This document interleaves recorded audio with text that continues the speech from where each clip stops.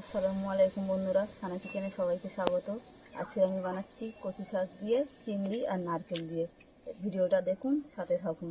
দিয়ে ভাপিয়ে নেব।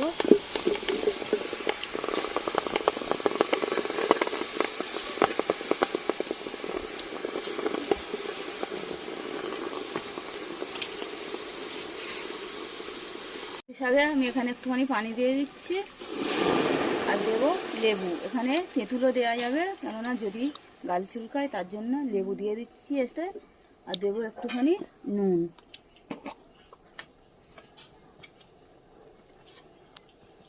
ভালো করে ভাপিয়ে ফেলে দেবো। দেখুন, কচু শাকটা সিদ্ধ করে নিয়েছি, ভাপিয়ে ফেলে দিয়েছি। এবারে কড়াইয়ে তেল দিয়েছি, ফোড়নে দেবো একটা তেজপাতা, দেবো জিরে,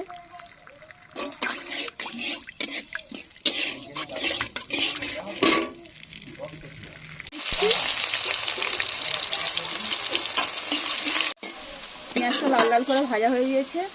এখানে আদা রসুন বাটা দেবো,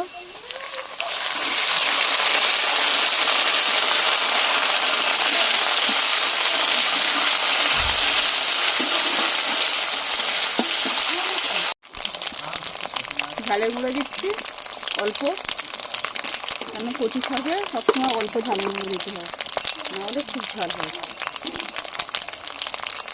হলুদ গুঁড়ো দেবো পরিমাণ মতো, যতটা লাগবে। আমি কচু শাকটা সিদ্ধ করেছি, একটুখানি হলুদ দিয়েছিলাম। এখানে নুনটাও কম করে দেবো,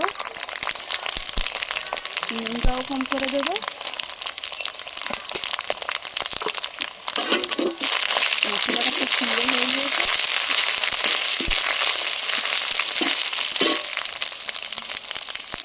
এখানে আমি চিংড়িটা দিচ্ছি। চিংড়িটা আমি আগে থেকে ভেজে রাখিনি, আমি মশলাটাতে দিয়ে দিচ্ছি।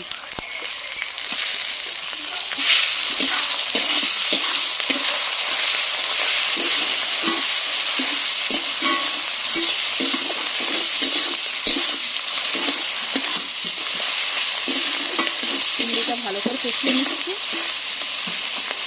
এইভাবে রান্নাটা করলে খুব সুন্দর হবে। দেখুন, চিংড়িটা ভালো করে কষিয়ে নিয়েছি, সুন্দর হয়ে গিয়েছে। এবারে আমি এখানে একটা নারকেল নিয়েছি, নারকেলটা দিয়ে দিচ্ছি।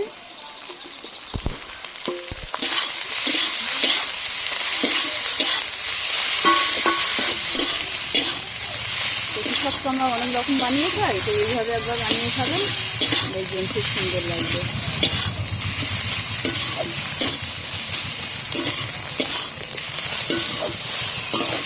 এবারে আমি এখানে কচু শাকটা দিয়ে দেবো।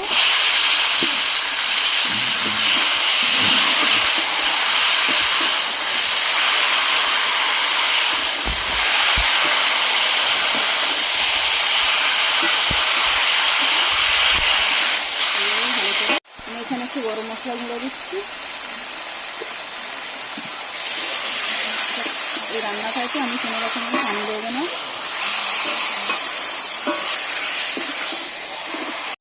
দেখুন, আমি এখানে একটু চিনি দিয়ে দিচ্ছি। কচু শাকে না চিনি দিলে ভালো লাগবে না, খুব সুন্দর টেস্ট হবে।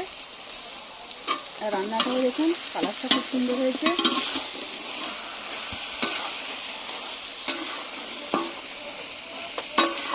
এতে আমি একটুও পানি দিইনি, পানি ছাড়া রান্না হচ্ছে। দেখুন, রান্নাটা হয়ে গিয়েছে, এবার নামিয়ে নেব। খুব সুন্দর হয়েছে।